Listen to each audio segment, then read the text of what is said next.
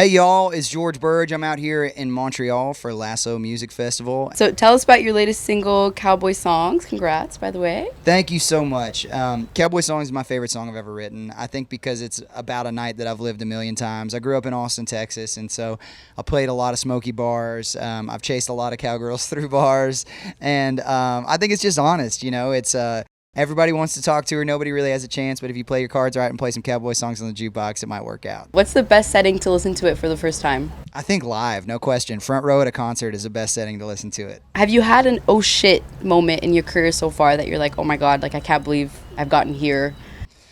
I think when I got the call first week of January that I had my first #1 in the United States, that was insane. That's something you dream about your whole life, having that plaque on the wall. And it took, we're here 6 months later and it still hasn't really sunk in. So that was pretty incredible. And then even last week, I have one of those moments every day, if I'm being honest, lately. Last week, Luke Bryan brought me out on stage to sing with him, and just to be on stage with an icon like that and kind of even be in the same world as him, just magic. So yeah. Can you tell us about your songwriting process? Like what inspires you? How do you get into it? Is there something that you have to do to like get in the zone? Or Yeah, the cool and scary part about songwriting is you can't turn it on and off. So it's not like you can say, hey, I'm going to sit down and write a hit song today. You got to kind of capture lightning when it comes. And so I'm always keeping ideas in my phone, and trying to bank stuff that's real life or things that I've and been through, so that when that lightning does strike or the energy does hit me, that I'm ready to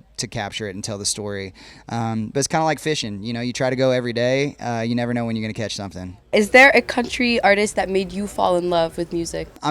Down in Texas, George Strait was obviously the king. That was the first guy I listened to. I think more recently, Jason Aldean has probably been my biggest influence. I loved how he kind of combined that rock and roll influence with country music and steel guitar, and that's still who I listen to a lot of today. All right, I'm calling my shot early. I'm landing on the rose. That's what I'm looking for.